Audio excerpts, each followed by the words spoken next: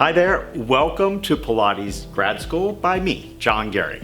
So in this workshop, I am having a discussion with two of my colleagues who I very much enjoy.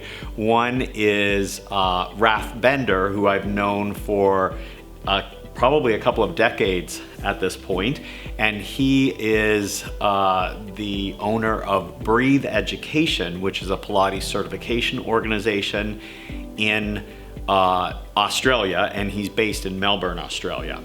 And the other person that I'll be chatting with is Anula Maiberg, and she is a master Pilates instructor trainer. She's a phenomenal instructor, and the three of us have a discussion on what this workshop is titled, which is How to Be Awesome Online.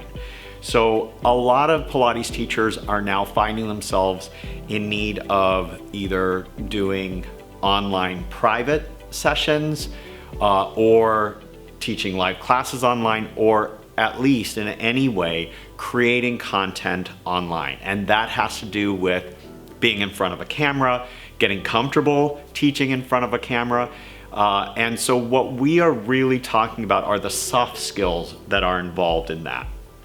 So once you know whether you're going to use Zoom or you're going to be posting your workouts on Vimeo or on IntelliVideo or some other platform, and you kind of know what you want to present, how do you make sure that you're getting those points across? How do you make sure that you're being authentic online? How do you build your audience online? And what are the skills that are required that are similar, and which ones are different from teaching in person or presenting to large audiences? So we're going to cover that. And without further ado, here is the workshop on how to be awesome online. There might be some people out there in the universe, hard to imagine, but some people who haven't heard of any of us. Plenty of people. So yeah, maybe we could each just go around and give like a super brief overview of like why should anyone listen to what we've got to say on this topic. Like John, you've probably filmed like 500,000 online classes at this point or something. So. At this point, I think I've been on film more than off. Sadly, for some people, I think to have to watch me, but it's just what it is. So yeah, so tell us your involvement with online teaching, John.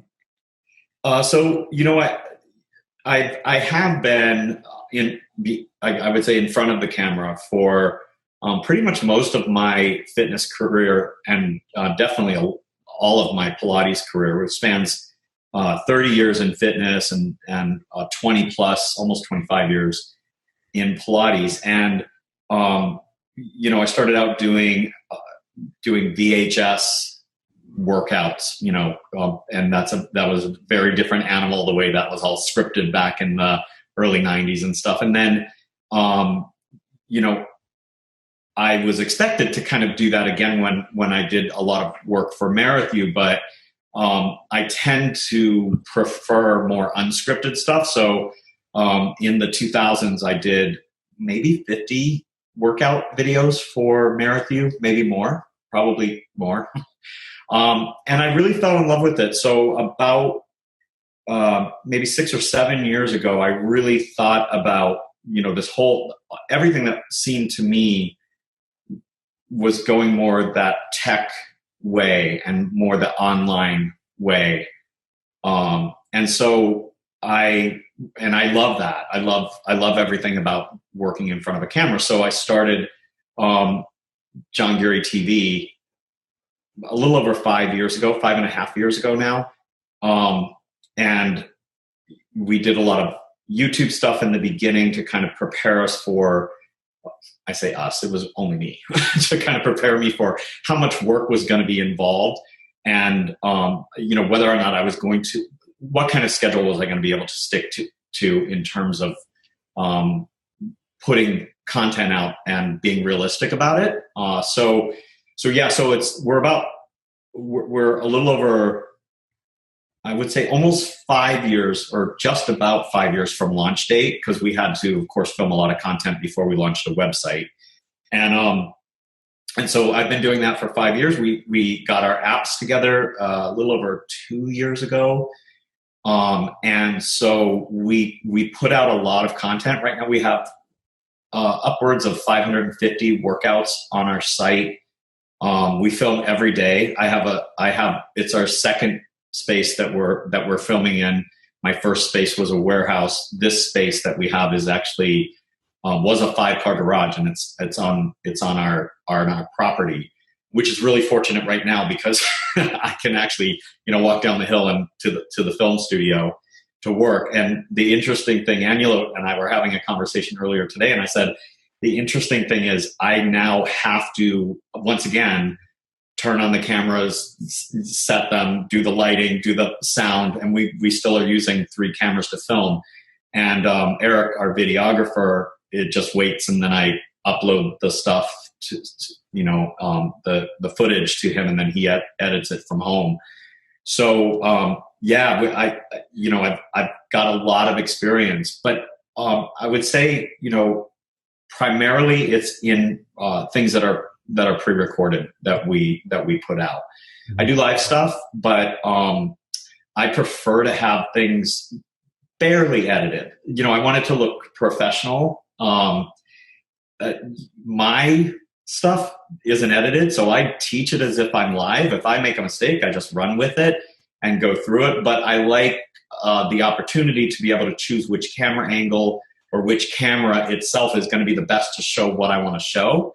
And I do not like wearing a microphone. So we have created the I don't like headsets. I don't mind them if I'm not moving, but if I'm moving, they drive me insane.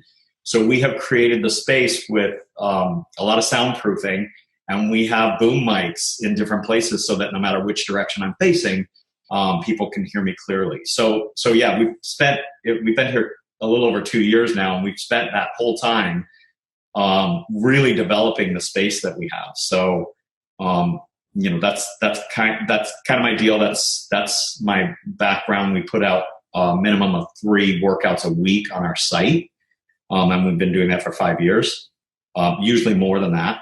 And then we do a lot of other things too. We do workshops. We do more lifestyle type things as well. So there's a lot of content. I really am on camera a lot. Okay, so you've done this before. Once or twice. Anula, yeah, I mean,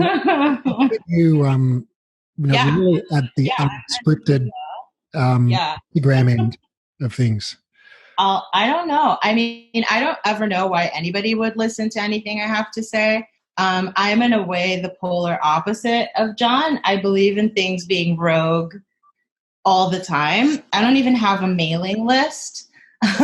And I somehow am able to make a living.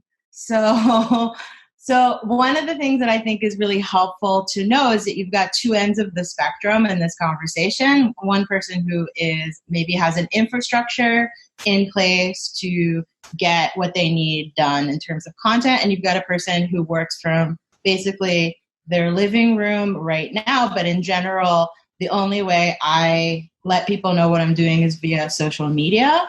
And if then, it's still pretty cryptic.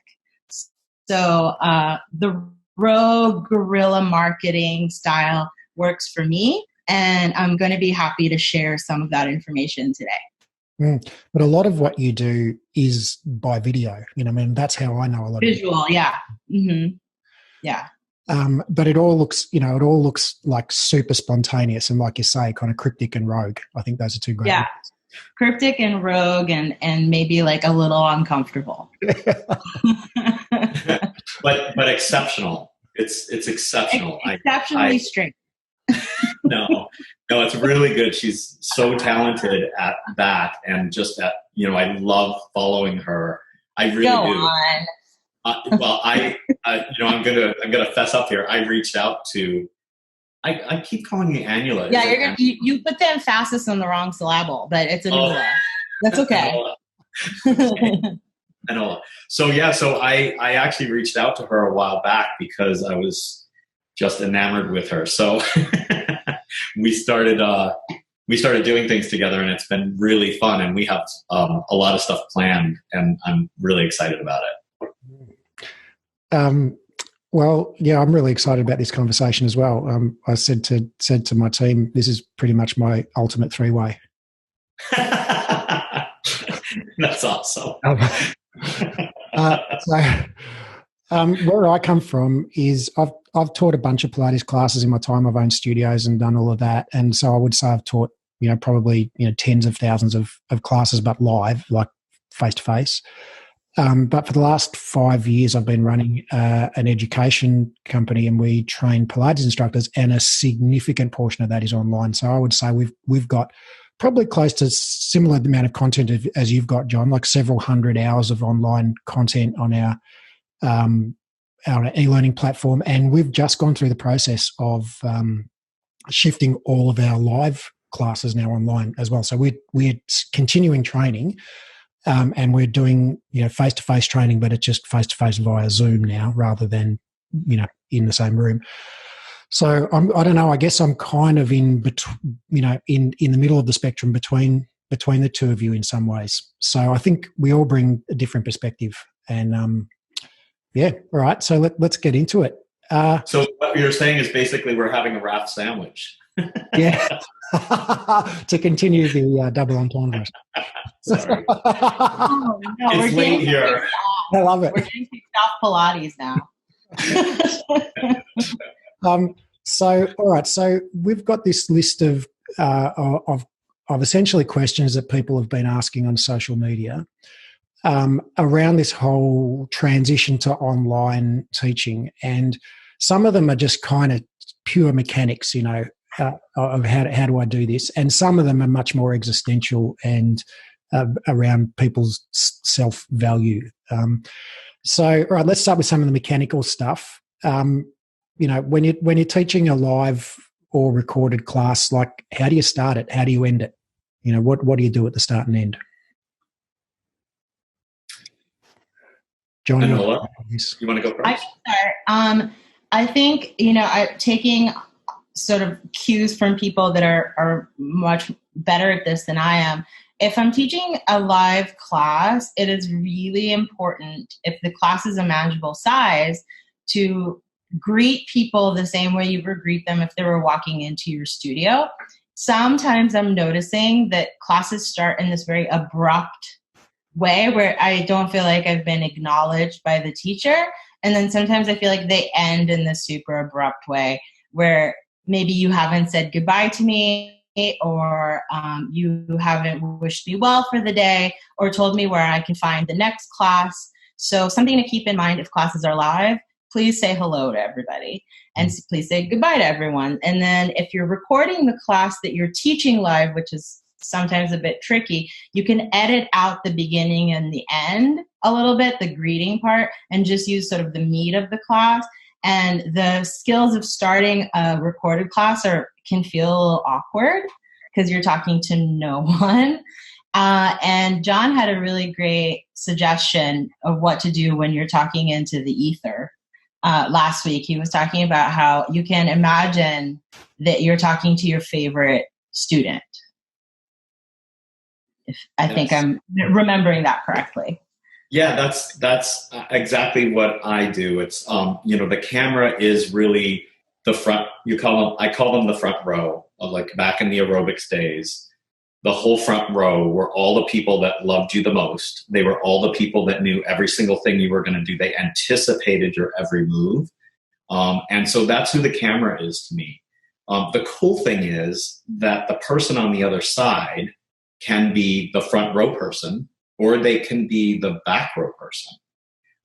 They don't know where they are in your thing. So if you're teaching to the front row, you're kind of reaching everyone the same way, which is not something that you can do live typically, unless you're really good at working the room.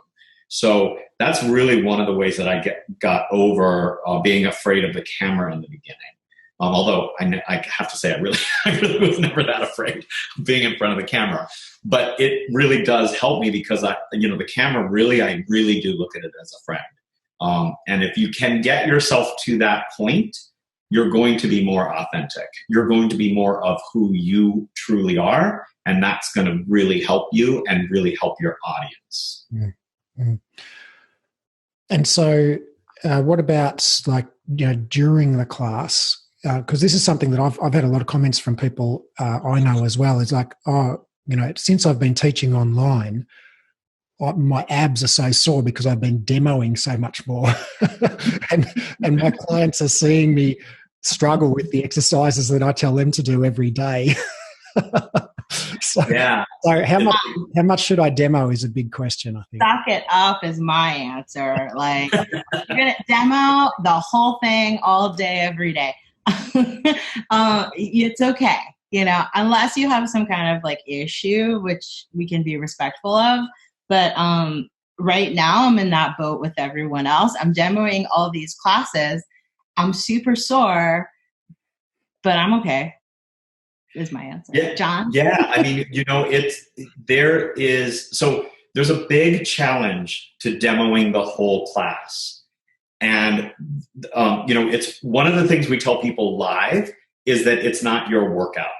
So you shouldn't do the whole class. You should only demo when you absolutely need to demo, because you have other things that you can use live that you can't use on camera, like touch, just getting in front of somebody's face and doing, whatever, like doing your arm movements that are leg movements or whatever it is. And you can't do that as well when you're teaching online, a group or even sometimes an individual. So I think Anula's absolutely correct. You need to do as much as you can online and let people see you do it. The tricky part of that is remembering to cue things that you don't need cued. Does that make sense? So one of the things that becomes common is that you forget to do all of the cueing. And you don't want to get over cued, but you also don't want to forget to cue the important things that sometimes as you're doing it, you might take for granted. So it's just something to keep in mind, is to not just become a rep counter when you're teaching. Yeah, I think that's a skill we're all developing, is cueing whilst doing. Mm-hmm. It's exhausting. Yeah. I'm out of breath so much more than I've ever been, because I'm doing so much more movement and I'm cueing during the movement, and it's getting really embarrassing. I'm like, okay.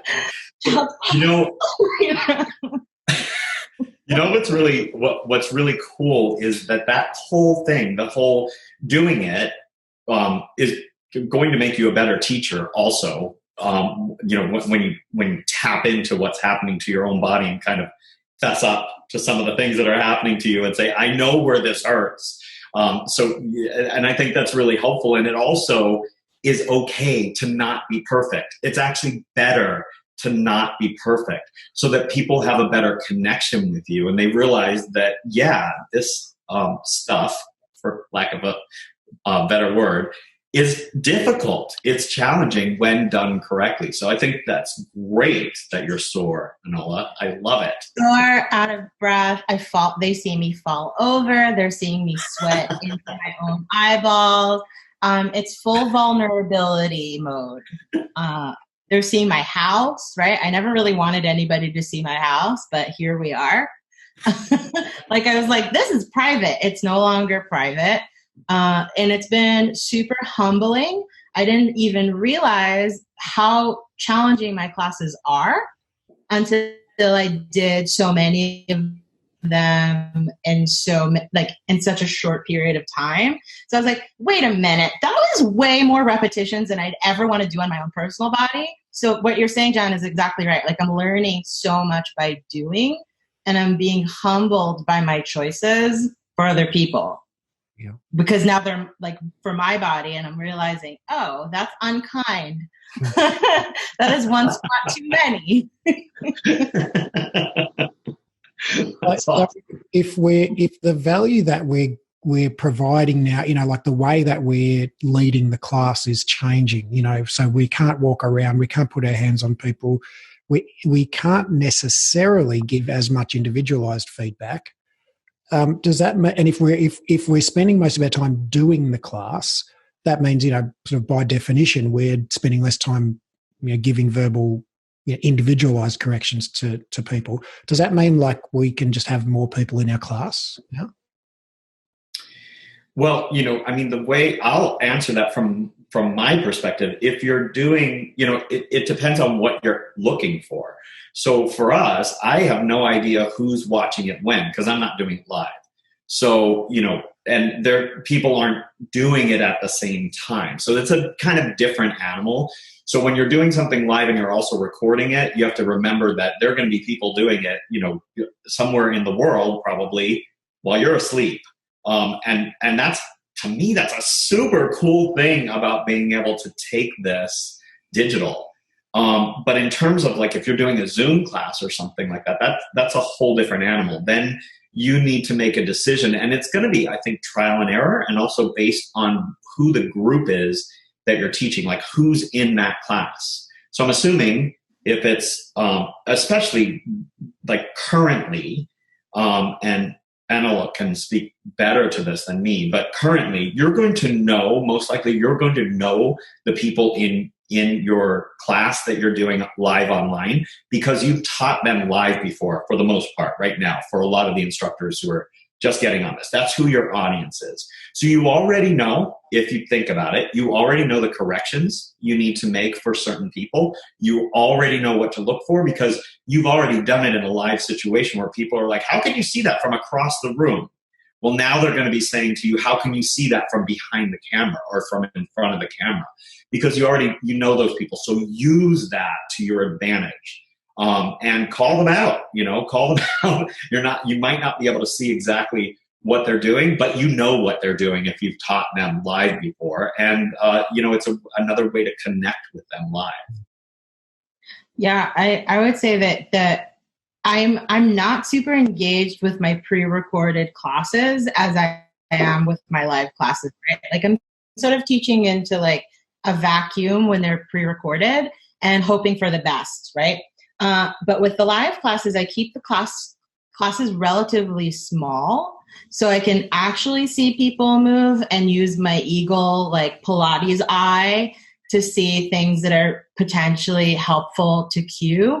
And it goes a very long way when you call somebody out by name while they're moving and giving them like a personalized correction in a group setting. And it creates an immediate bond and an awakeness. Because the other day I took a vinyasa yoga class where maybe over 100 people attended this Zoom class. And it kind of didn't matter if I was doing it, not doing it, if I logged off, if I was eating a bowl of ice cream while the teacher was teaching, like it kind of whatever. But if you feel the teacher is actually looking at you, even if they're sweating into their own eyes and like falling over, but like, hey, Maggie, can you move your foot to the left? All of a sudden, everyone in class like perks up, right? Because they're like, oh, she's really looking at us. And their value for whatever it is that they're paying you for the class goes up. So even if you're making something up, it's helpful. So even if there's no one in the class called Maggie, and so Zoom can accommodate, depending on what sort of account you've got with Zoom, it can accommodate, and on your internet bandwidth, it can accommodate up to 49 people on screen at the same time. And so in theory then, you could have 49 people on screen as long as they're all showing their video, so they have the sense that they're accountable. Yeah, they're accountable. And then every now and then you just throw out a random name and say, can you move this body part a bit further to the edge of the mat or whatever. Even if that's not an actual person who's in your class, it keeps everything basically. It's just like everybody starts to be like, oh, she's looking at my form. That means this class maybe is actually a thing. Where the other day I felt like I could be walking off, walking back on. It could be my dog in front of the camera. It didn't matter. Yeah. Awesome. We do, we don't teach, we actually do teach Pilates classes to our students now, but online, and we open them up to as many as want to participate. We also, though, with our training, we do two formats. We do each week the student does a lecture, which is a one-to-many. So there might be like 120 people in the lecture. And then they do a tutorial where there's no more than 10. So they get kind of a bit of both. They get the information download that you have in the lecture, and then they get the interactivity. And I think, something I guess I'd like to add, maybe back to the point at the start about how do you start and end a live class, is I think, one of the functions that Pilates serves for people in real life, and even more so now, is its social interaction. And we're all a bit starved of that right now. So I think, I would love if I went to a 50-minute Pilates class, if there was 5 minutes before and after, that was just chit-chat between the participants. What you would say to someone when you're in the waiting room before you go into the class, just the normal chit-chat. How's your day gone? How the kids, all of that kind of stuff. Absolutely. I make classes 45 minutes. So 15 minutes of the class are budgeted towards tea time, as I call it. So we visit. And whoever wants to stay and visit can. I do it usually at the end. Whoever needs to log off and go to the bathroom or whatever can log off. But there's always somebody who wants to share a little bit of their story of quarantine. And that's what I can offer, is like a listening ear. I can't really help that much, but I can listen. That's great. It creates a community. Yeah, I think, in a very real way, listening is helping. Yes. Yeah. I'm gonna add to the how you end, because one of the things that we talked about last time, which I think is a really important thing, is to invite people back. So to have your schedule of what's next, what is the next thing that they can do. It's as important online, I believe, as it is when you're teaching a class in person, to make sure that they know and even get them scheduled right then. Who's up for the next class? It's Tuesday. You want to sign up now? Blah, blah, blah. It's a way to, again, get accountability from the people that you're teaching, and also to make sure that they have a sense that you really want them to come back. Yeah. I think, a huge, and this is something that I want to talk about. It wasn't one of the questions that we had on our list, but it's something that is just rampant all over social media at the moment in the Pilates, all of the Pilates groups, is like, how much should I charge? And so I'd maybe want to stick a pin in that and come back to it after. But I think it's really tied up with our sense of what I do want to flag now is that I think it's tied up with our sense of the value of what we offer and what the value, wherein does the value reside? And so I think, a large, the value that clients derive from Pilates is derived from their experience, their results, and their emotions, around the class. And all of that, translates beautifully into an online format. It's an interpersonal, service that we offer, and you can do that, I think, every bit as effectively, through a camera as you can, in person. And maybe you can, and maybe you can't, teach someone the teaser as effectively online as you can face to face. But I'm absolutely 100% certain that you can give them an experience and a result and an emotion that is what they desire and what they seek when they come to class. And so, that therein lies, I think, all of this stuff about the visiting at the end of class and telling them that, hey, John, I was really glad to see you in class today. I'd love to see you back on Tuesday again. All of this stuff, I think that's the gold. It's the teasers. They're like, that's just the filler. Yeah, one of the things I talk about when people ask me about how much to price their class and what is this? What are we doing here? I try and explain that, like, when somebody leaves your class, unless they were taking notes or they recorded it for themselves, they don't actually spend a lot of time remembering the ins and outs. So, like, how many teasers did we do? How many swans did we do? It kind of doesn't matter. It matters how you make them feel about themselves during and after they've left class. Like, are they craving that feeling again? Or was that horrible and you're not the right match for them, right? Like that's sort of like how it is in a studio, and it's sort of how it is online. The value is you. And if we're talking like real prices, I'm going to say that I went really, really low because that felt like the right moral obligation for me personally. Because there are two schools of thought. Like you could go like super cheap to free, and then all the way to what you would charge in person, right? And both, I think, have validity in this conversation.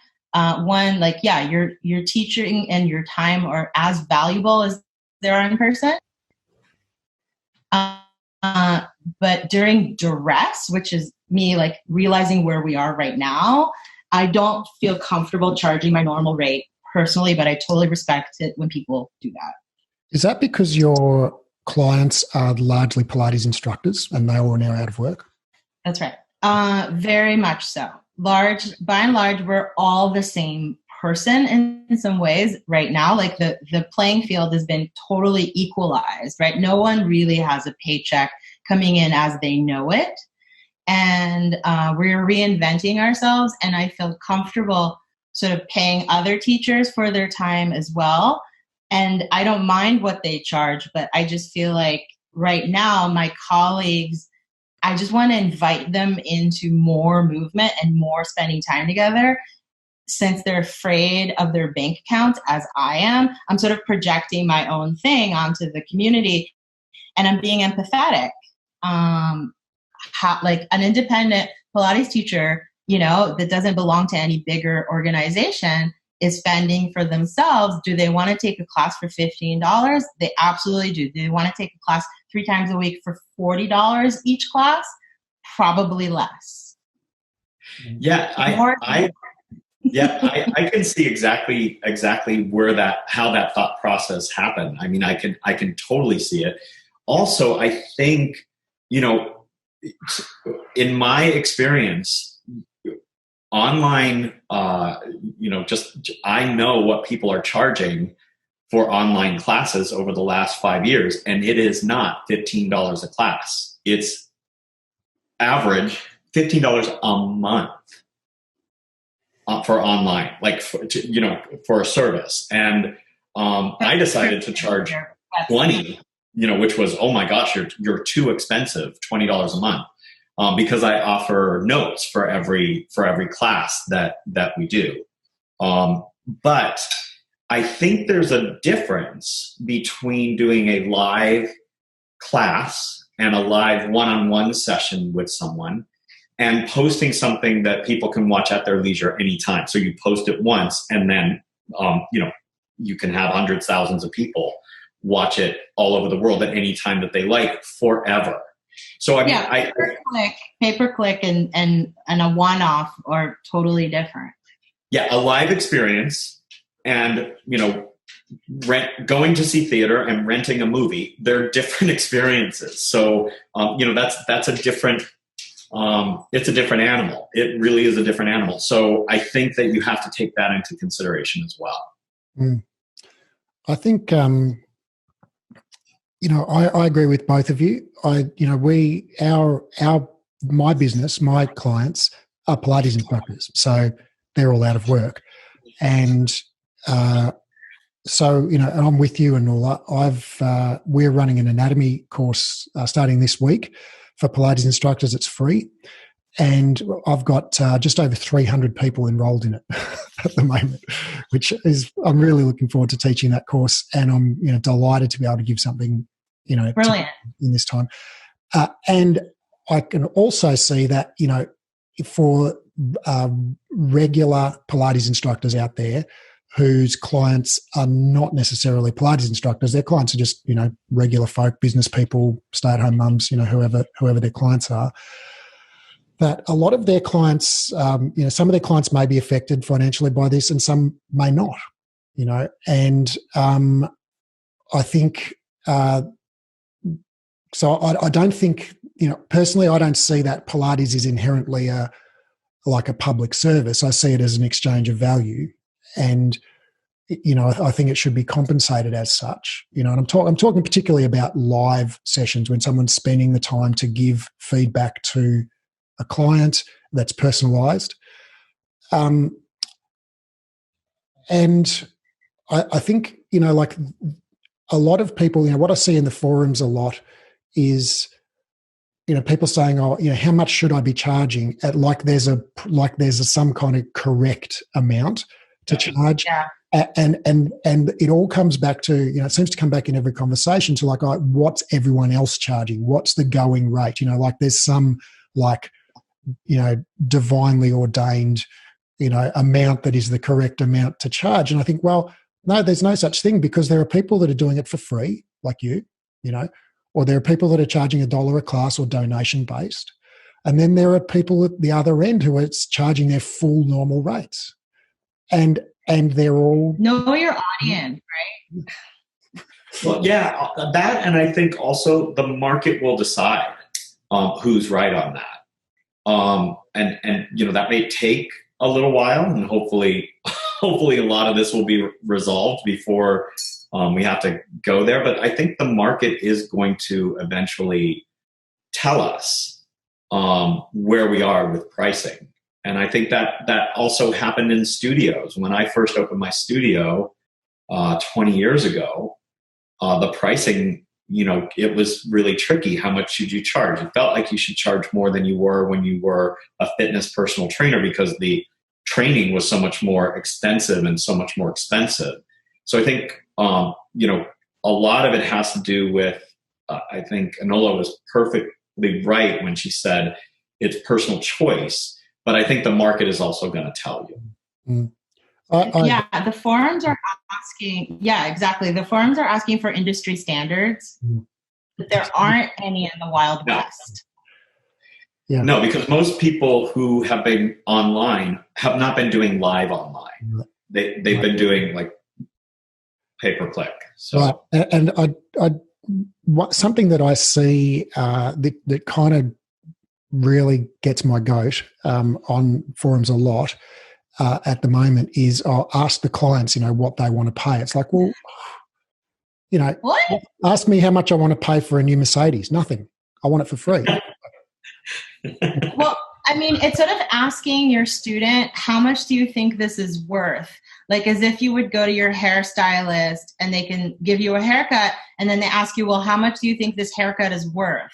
How much would you like, pay? That's a very backwards way of doing business. You can't ask your peers, because like everybody's in a totally different boat. But you can say, well, what do you want your day to look like, right? Like how many hours would you like to work? How busy do you want your classes to be? How many people are you letting into your live classes? Like there are rubrics to consider in this conversation that I don't really hear in these forums being asked very often, where I'm like, you can charge $15 a class, you can charge $50 for a group class. Who is your demographic? How busy do you want to be with that demographic? Right. And it's not either or. You can do both. You can charge $50 a class, and then you can give away some freebies for people, or give discounted rates for certain people. You know, like you can do both. Absolutely. All right. Well, I'm glad we've solved that problem now.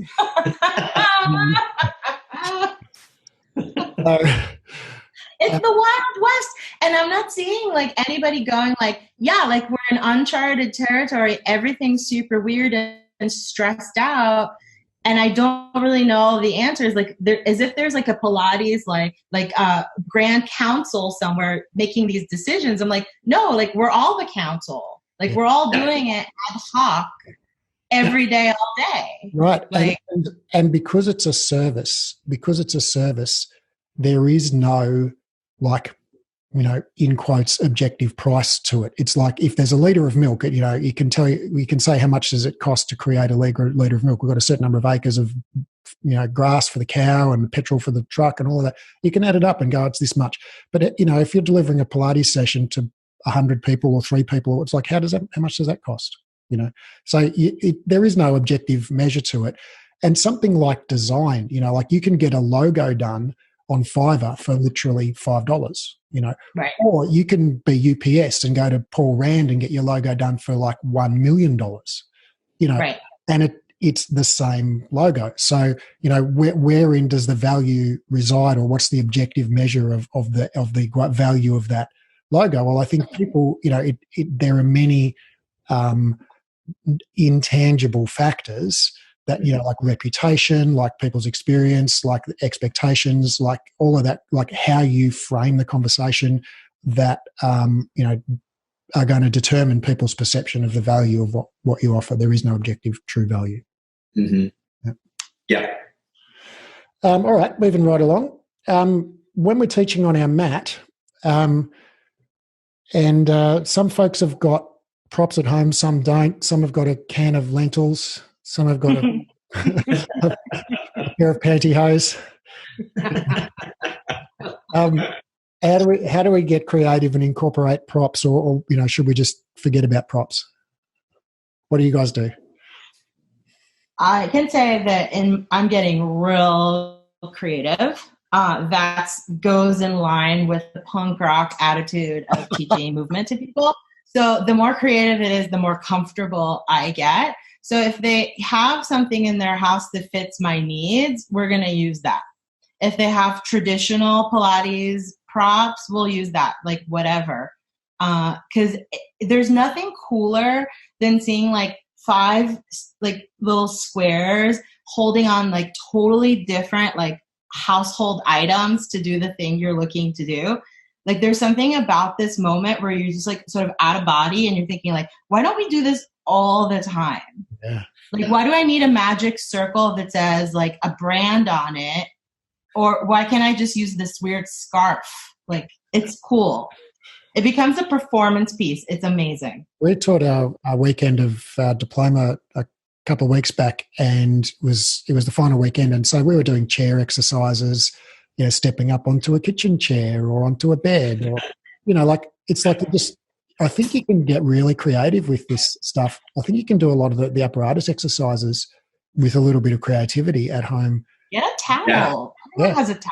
Yeah. Absolutely. Yeah. And I've done a couple of workouts now with chairs, kitchen chairs, things like that. I think it's really important to start being creative and looking at the repertoire. You just look at the repertoire and then you look around your house and you just decide this is going to be the prop that we're using because I know everybody's going to have it.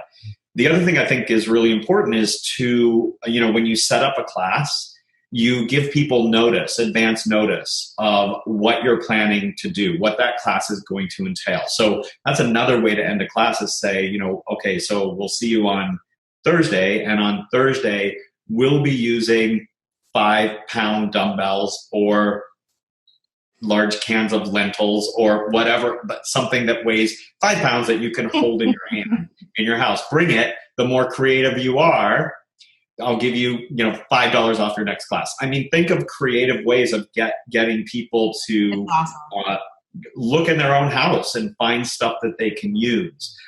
The other thing I want to add here is that a lot of people want to know. I have gotten more questions than I've ever gotten before about what kind of equipment that I have and where did I get it from and what do I recommend. And so we have a shop page where I've set up and I'm not really affiliated with any brand anymore. So what I've done is pick my favorite products and found them on Amazon and become an Amazon affiliate. And on my shop page, I have those products that I recommend. And for people who right now, especially instructors who are looking to get maybe a little bit more income, it's a really nice way to say, go to my shop page. This is what we're going to be using next week. You can order it and you have the Amazon link there and it's an affiliate. And, it's another way to get a little bit more in your income. And also for people to go, oh, I want that. Oh, I love that. And it doesn't, I'm not talking reformer. I'm talking about, a resistance band or a circle that you like or prefer or is a nice color or whatever. Just find things that you like and let people know where to find them. we're I don't know what it's like in the States for you guys, but in Australia, basically, you can't buy any piece of home fitness equipment for any price and have it delivered in under 3 months right now. So we've gone a little bit. I think Anula's, going to approve of this. It's a little bit punk rock. We've basically gone to outside of fitness. So what's something that is a spring? Okay, Bunnings has springs, which is a big hardware chain. So you can buy stuff that is not listed as a fitness product, but it does the same job. But in Australia, you just can't buy fitness. Like they'll sell it to you, but then they'll go, oh yes, expect delivery sometime. Right. Yes, that's awesome. It's amazing. I've done that at for forever. I've done that at the studio. I don't, buy the expensive sticky mats. I go to Target and buy a roll of dish mats, that you cut. And I tell people, this is where I got this. Same thing with the ball. The small ball that we use is a playground ball. That's all it is. Yeah. And they're like $2. So, I ordered one of every color for the set because it looks cool. And then, they're great. They're perfect. You don't need to buy the expensive stuff. I love that idea. It's, Yeah, people with kids have like a lot of props, and people with pets have a lot of props. Like, you don't need to go get like some kind of, myofascial ball. You can just use like whatever you have in your house. It's not that big of a deal. The tennis ball is fine. Yeah. Yeah. All of that stuff is great. So this is again a question that's not on the list, but I think it's worth touching on briefly. And this is where I think I've got a little bit of expertise is just kind of the stuff like lighting and cameras and things like that. And again, in Australia, and I imagine it's probably the same over there, it's like you cannot buy a lighting kit or a camera stand or, that'd be the business to be in right now, unless you're in the hand sanitizer business or video conferencing. So for instance, but a lot of this stuff, if it's got the, word video in front of it, you can't buy it. But there's a mass of equipment that is basically the same that you can buy that is fully in stock. So for example, a little desktop mic stand, so this mic stand that I'm using here is a boom arm, but you can get a little desktop one that just kind of sits on your desktop with a mic on it, but you can't buy those in it, they're back ordered, but you can buy a kick drum mic stand. So if you're in a band, you're a musician, you play the drums, the big drum that sits on the floor, it's called the kick drum. And there's a little stand, it's about this high, that's exactly the same as the desktop stand for a microphone, that is just a little stand that sits on the floor in front of the kick drum. You put a microphone on it, and it's literally exactly the same stand.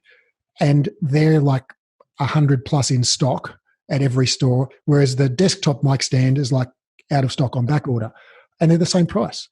So, there are lots of things that are very parallel. Okay, so maybe you can't buy, lights, like I've got some lights here. There's some lighting that I've got.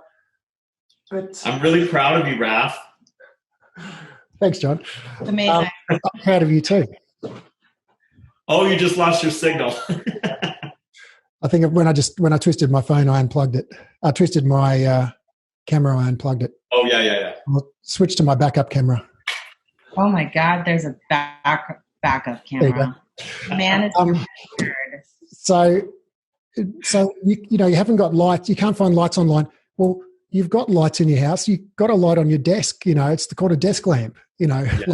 Use a desk lamp. Like a lot of these lighting kits that you buy, they've just got the same light globes in it that your desktop lamp. They're also sometimes super crappy. So, I just invested in some really nice lamps, and they'll just serve me for probably the rest of my adult life versus like what they think of as ring lights or, big, like bulky lights that won't really your decor.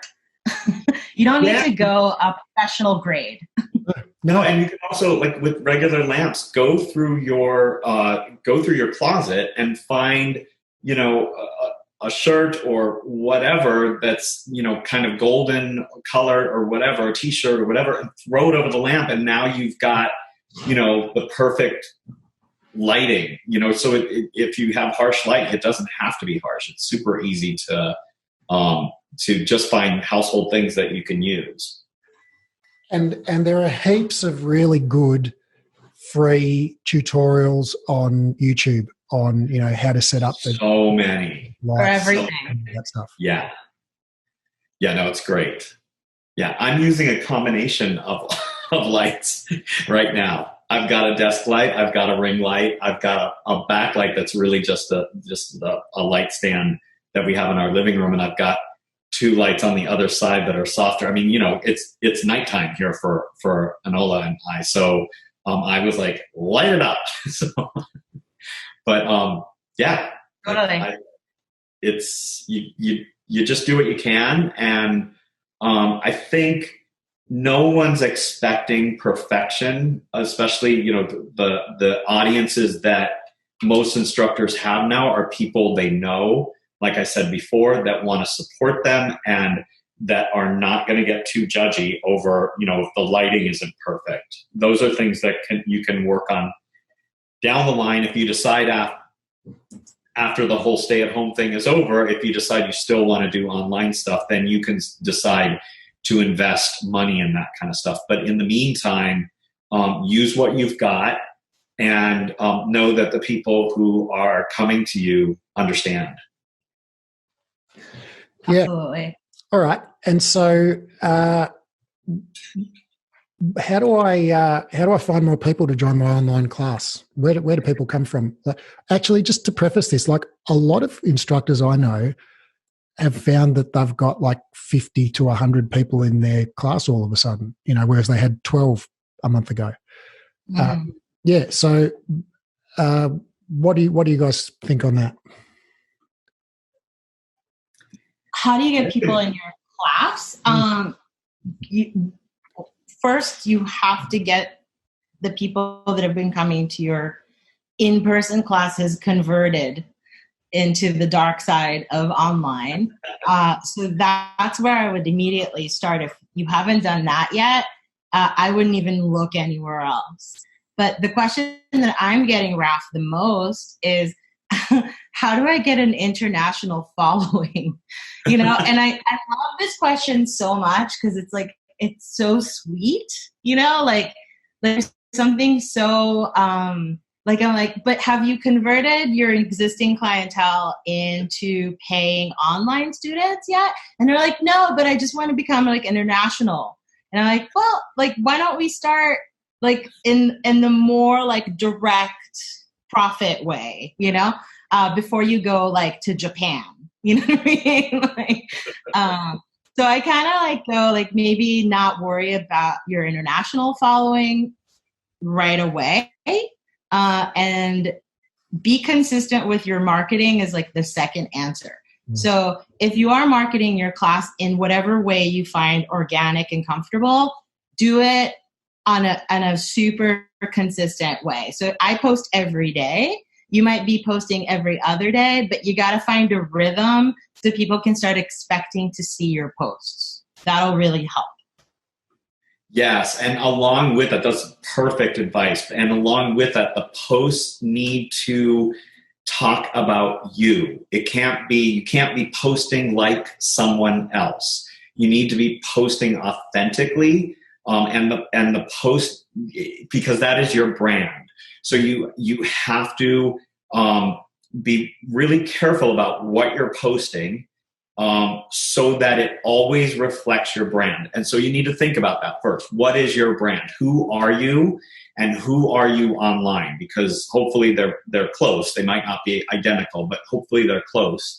And then when you post something, does that go along with your brand? Because if you're not doing that, you're not going to get the crowd that is looking for you. When you're consistently posting and it goes along with your brand, the people will start, it will just be kind of a grassroots thing. They'll look for you when they see it. They'll like it as they look through the other posts that you've put on there. They will decide at that point, yes, this is for me, or no, this is not for me. So I think that consistency and really deciding what your brand is really important. I think that that takes us into the question of how to, what does it mean to be authentic, and how do I be myself online? This is such a big thing, I think, for so many people, not just in the online world, but just in IRL as well. Like, it's actually a module we do in our course. It's the final module of the course. It's called Find Your Authentic Voice, and it's about letting go of the need to be the, in quotes, proper, or, like, don't be like John Garey. Don't be like Anula. Like, be like you. John Garey is the best John Garey. Usually. Not always. It's, so many of us feel like we need to be something that we're not, and that at some point we're going to get found out for not being legit. And so what does it mean to, you talked about finding, deciding on what your brand is, John. And so what does it mean to be authentic? How do you actually just go, hey, here's who I am, and, for those who like this, great, come join me. And if you don't like it, fine, go somewhere else. So I mean, I have a lot to say about this, but I think the number one thing is to practice being on camera, because for most people, it's not a comfortable thing. And so it's really challenging for a lot of people to be themselves on camera. There's definitely a performance aspect to teaching, and especially, I think, teaching on camera. But you need to make sure that your authentic self is what you're performing. So it is really shining a light on your own personality, not being afraid to make mistakes and owning up to mistakes when you make them. I like to shine a light on that mistake and really, just self-deprecate. That's my style. And I think it is really, part of that is what we talked about way back in the beginning, of making sure that camera is your friend. That represents your friend, who you are going to be authentic with. And that's who you're teaching to. You can't think about, especially if you want to go international, you can't think about all these people who are going to be watching it who don't know who you are. You have to be willing, if you're not ready for people to say crap about you, you're not ready to do this. Because you're going to be putting yourself out online, and that is going to happen. And I think that's an Oprah quote. I don't think she said it like that, but you're right. Yeah, if you're not ready to hear people talk about you, then you're not ready for that next step. Okay. And so you have to block them out, because we were talking about this in the last conversation we had. If this is a RuPaul thing, if they're not paying your rent, you pay them no mind. So I think that helps you to be your authentic self when you're kind of putting the blinders on to all the haters out there. And that's one of the main reason why people have a hard time being themselves online, is because they're afraid of being judged. Can't be afraid of being judged. So I so agree with this. It's like, this ties into a very similar question where, somebody's been working in the privacy of their home studio or the privacy of whatever it is that they work in. They've never really been open about how they teach, their style, their personal taste or whatever. And now suddenly they're being asked to teach things online.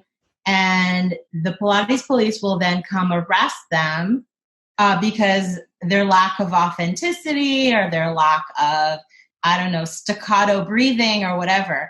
And and I'm just thinking, like, if you're not ready for any kind of criticism, this is going to be a tough gig. But don't teaching from a place of fear is also not going to serve anybody in any way. So it's sort of like split the difference, right? Like, be less afraid of getting your credentials pulled by literally no one, because no one cares. But also, don't be so afraid of like what you are offering, because somebody's been coming to your classes on a regular basis for probably a while now. Right. They like what you have to offer. And everybody who doesn't like your class also isn't paying you any money. So like all the people on forums shaming people for their choices and stylistic or whatever also give you $0. So I'm thinking like, why do you care what they have to say? They literally pay you. None of your bills are being paid by the person who dislikes whatever it is that you're offering, which mostly is coming from a place where you're threatening what they're offering. So like really don't even go down that road, because like that's like some kind of psychosocial thing with online offerings that you don't need to be afraid of. Mm. Yeah. I'm going to say too, on the other side of that, there are going to be a lot of people who decide this is not what they want to do. They don't like it for whatever reason. And that's really okay, because it's a temporary thing. So you do it now. The more you do it, maybe you're going to end up liking it. But if you don't like it, remember that at some point you're going to be able to go back into that studio and start teaching in person again.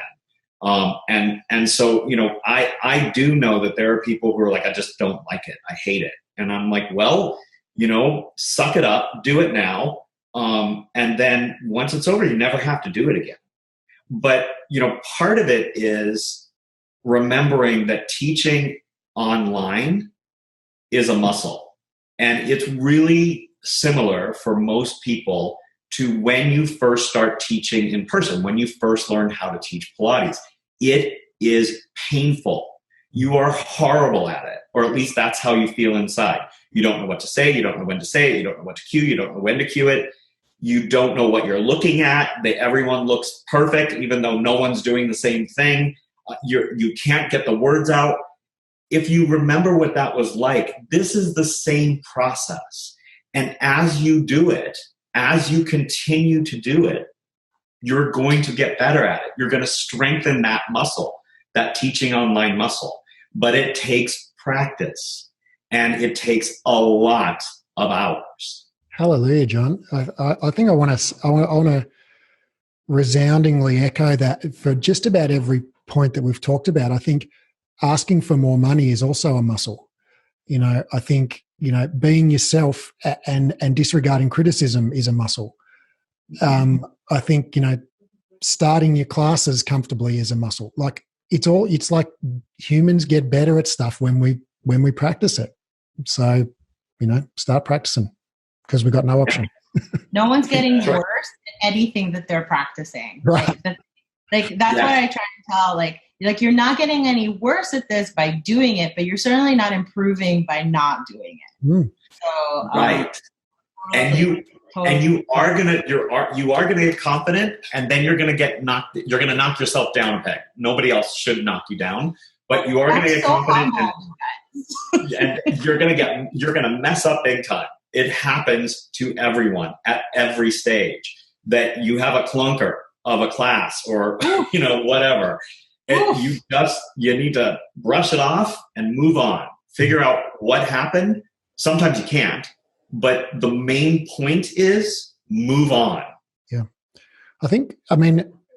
You can make, I think the best instructors, like Anula and John, like you've both said, kind of make a virtue of it, make a feature of it rather than a bug. Like my friend Kat Webb owns a studio in Melbourne, Good Times Pilates, and that's a massive feature of her teaching. Like she'll, garble a cue, and everyone will be standing there going, what the hell are you asking us to do right now? And she'd be like, oh, okay, that wasn't a good cue, was it? How would you guys cue that exercise? What should I have said? And the clients will tell her, tell us to put our foot here or whatever, and so they all have a giggle and move on, it doesn't have to be a big deal. And if you don't feel the need to pretend to be perfect, it's like it takes so much pressure off you. And it takes pressure off the clients as well, because the thing is, like, most clients, I think, are not, don't like going along to a class where the instructor's perfect. Most people are intimidated. They think, I could never be that good as what they imagine you are, because you're only demonstrating the exercises that you're good at, of course, on the good side. For one time. For one rep. But they don't know that. They think, oh, she's so graceful. He's got such a perfect split or whatever. But they don't know that that's your only one trick that you can do really well, and you didn't show them the other 50 things that you can't do that well. And so that can be very discouraging for people. Whereas when they see someone instructing who's like them but just a bit better, like someone who's still, fumbling their way through life but just doing it a little bit better in some ways, I think that's aspirational for a lot of people. Yes. It's Kat is particularly charming and funny. So she is able to offset a lot of to make people know her quickly. When somebody's so funny and so charming, it's easy to feel like you have a sense of familiarity with them very quick. And that's not everyone's bag, right? Like not everybody is exactly the same way, but humor deflects a lot of discomfort. So if you're not able to laugh at yourself, your students get a little bit self-aware and intimidated because, well, what if I make a mistake, right? Like, is that not forgivable? So if you make a mistake and you draw attention to it, it certainly helps. Yes. Yeah. I used to learn trumpet, and my trumpet teacher used to tell me, like, if you ever hit a wrong note, just play it 2 more times and everyone will Right.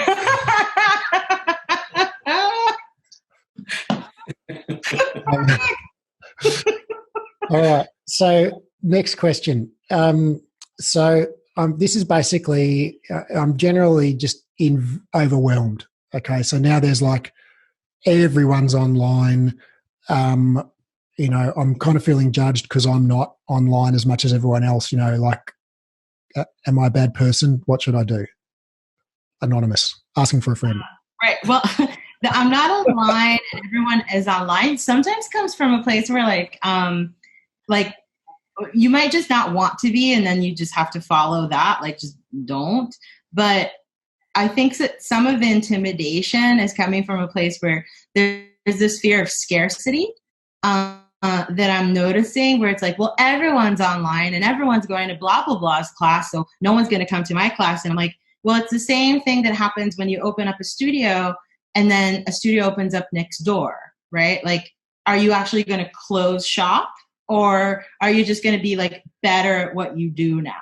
Well, those are your two options. Instead of, I think it's different to that, Anula, because in your neighborhood there are a few thousand people or whatever, but your audience is now 7 billion people. It's like, that's right. Okay, so it's even better.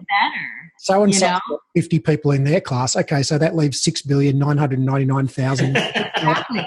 But I'm getting a lot of like, well, I'm afraid that like no one's going to come to my class. I mean, like no one out of like billions of people. Like just be super, super excellent. People will come to your class. Like you can't like not do it and then expect that somebody's going to come to your class. You can't have it both ways. People don't come to your class before you have a class. You have to have the class first. If you remember back to when you started teaching as an instructor, your class was probably small. I know when I opened my studio in Long Beach, I didn't even live there. We moved there so that I could open the studio there in Long Beach, California.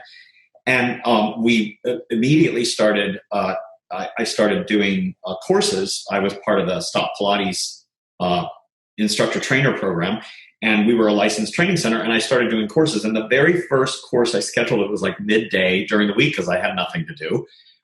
And Heather Lawson, who is a lead instructor trainer now for Marathon, signed up for the course, and she came in and she was like kind of looking around. I had a teeny tiny studio, crammed with equipment, and just me in there.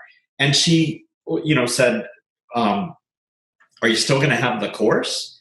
And I said, "Well, I don't have anything to do. Unless you have something else to do, let's do it." And, that developed over time. It didn't happen all at once when I opened my studio. It wasn't a flood of people, and that's not going to happen to you online either. So, that whole thing about scarcity, it's a mindset that you have to get over. And along with that is that thing about competition. And the scarcity thing is that fear of the competition. And I think a really good saying that I think of every time I think, every time I have that little scarcity thing happen in my own brain is mind your own business. And I mean that literally, mind your own business. Focus on what you do the best. Focus on what you have to offer, and don't worry about anybody else. And, build it and they will come. It's really true. And I think all of us have experienced that. So I think that's really what you need to keep in mind and get rid of that whole scarcity thought process.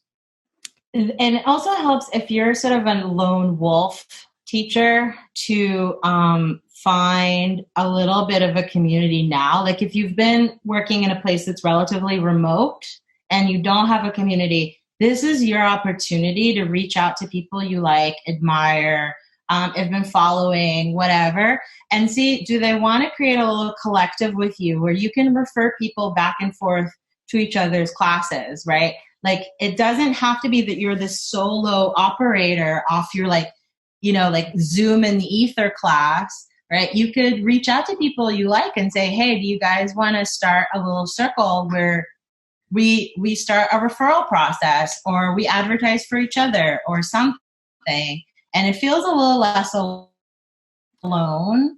And this is exactly the opportunity and time to do that. Totally. And you could even, depending on how entrepreneurial you feel, you could even take that a step further and say, hey, let's start a virtual studio. Like there's no barrier to entry. All you need is a phone and an internet connection. And right. The three of you can be in, 5,000 miles apart, but you can, Anula can teach the morning classes, John can teach the lunchtime classes, and I'll take the evenings. It's like, wow. I mean, what a dream situation. Yeah. Get yourself a mind body app. Bam. Done. Yeah. Done. It's so Wild West. I'm like, I can't wait to write a thesis paper on this, where it's like, what did people invent during this time is going to be really amazing.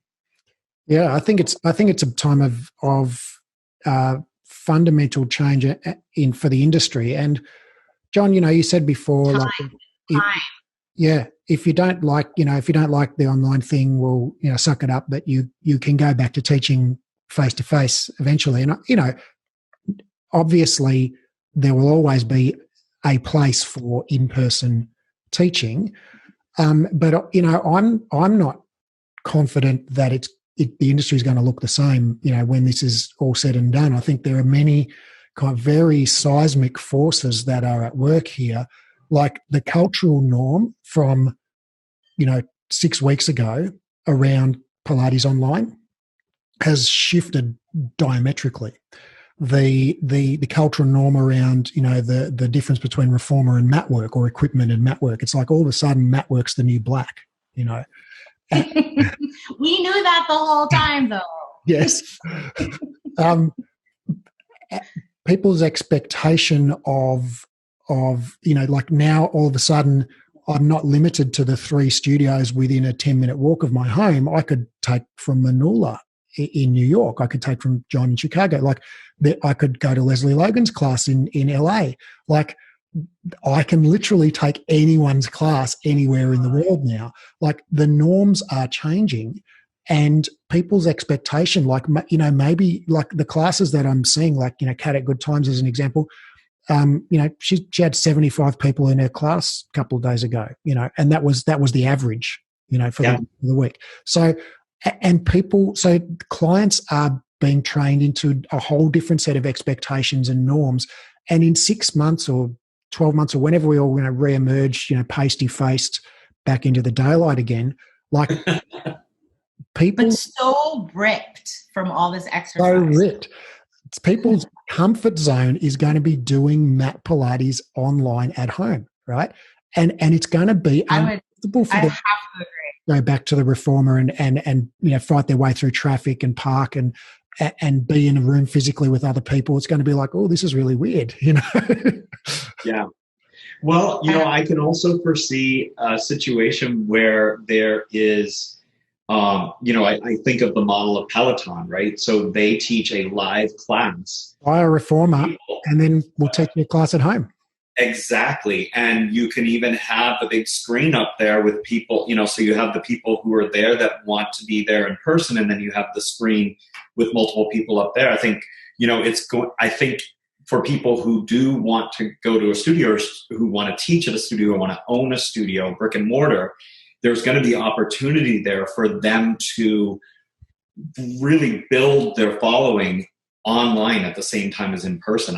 That's what I foresee, because I do think that there are a lot of people who are still going to want to go to a studio. They're still going to want to have that personal connection. So I don't want to scare Pilates instructors into thinking that there's not going to be anything but online. I want to scare people a little bit.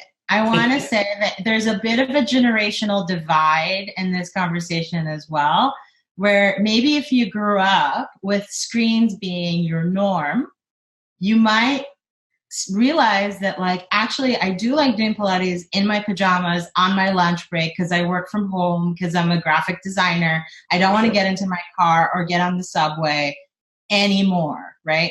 Like, suddenly the value of what you have in your house just up leveled, right? You thought you needed the reformer to do Pilates. Actually, 100% the opposite, right? Like, you actually want to now start weaning yourself off the reformer in order to do your Pilates, because it's way more profound when it's just you and gravity, right? We all know, as Pilates teachers, we know this, but in terms of showing value to our students, we're re-educating the public in a major way very, very fast. So I agree with that. And I think there is a generational, I definitely think there's like a generational difference between what people grew up with screens, kind of are thinking about this, and what people who are slowly learning the process of how to use this. Very tough love here. Yeah, but I got an equipment delivery today, which I can't talk about in detail, but because I'm doing something with it. But but the guy who delivered it to me said that he has delivered more reformers to more people in this last 2 weeks than he has in years combined. So there are now going to be so many people, not just doing that at home, but who want to have their own reformer at home, who don't necessarily want to go into a studio and lay in a reformer that somebody else has laid in and put their feet in straps that somebody else has put their feet in. They want their own space, and they want to create it the way they create it. And so I think it's everything. I think people are going to have their own little Pilates studios all over the world in their houses. And in terms of let's say the more price prohibitive people, right, who cannot afford to order a reformer, I'm thinking a younger crowd who maybe doesn't have expendable income is going to your mat classes now. For sure. Yeah, absolutely. Yeah. So I think, one of the things you have to think about, we were talking about price before, how do you price things? I think that you have to remember that there's going to be a difference between maybe the people who are coming to do mat with you and the people who are coming to do reformer with you, just like we do in studios, where there's a price point difference. And that, I think that's something to consider. I think in studios, it was a lot of times because you could fit many more people in a mat class than you could in a reformer class. But I also think there's a difference in how you teach it, how you film it, how you present each of those things a little bit differently. Have we missed anything? No, I think we covered almost every very common question that I think we're getting. Are you getting any other questions, Raph? A bunch of technical ones, what camera can I use and all of that kind of stuff. But I think it's just just what you start with, what you've got is the answer to that, because what you're selling and what you're providing for people is you and an experience and a result and an emotion. It's not a production value or whatever. And it's like, well, if it doesn't hurt to have a better camera, but don't let that stop you from getting going. Yeah, I think that's part of growth, right? I think that, when I opened my first studio, it was a teeny tiny studio. And then the next one I opened was double the size. And then from there, we doubled the size of that. And so, as you grow online and get better online, you're going to look at the quality of what you're putting out and say, how can I improve this? And some of those things are going to be your own teaching style and how you come across on camera. And some of those things are going to be, okay, now it's time to invest in better lighting. I'd like to look a little better, or I'd like to sound a little better, or I'd like the background to be a little better. But make that the same process that you had when you started teaching or bought or opened a studio or whatever it is. Those things, need to happen gradually, because the last thing you want to do is invest in all this stuff that, like a lot of people's reformers did in their homes, starts to create dust after, people go back to, if they go back to going to studios or whatever. So, They won't. No, I'm kidding. You're terrible. It's over, guys. We're not leaving our houses until like June at the very earliest. I don't even know what a studio is going to look like by then. The landscape is going to be different for sure. So different. That's it. That's all I have to say. I've enjoyed this conversation. I hope the folks at home have got some value out of it. I can't see how they wouldn't have. Anula, John, as always, a stupendous pleasure. Thank you. Yeah. Yeah, this was awesome. Thank you so much for doing this. I appreciate it. Thank you both.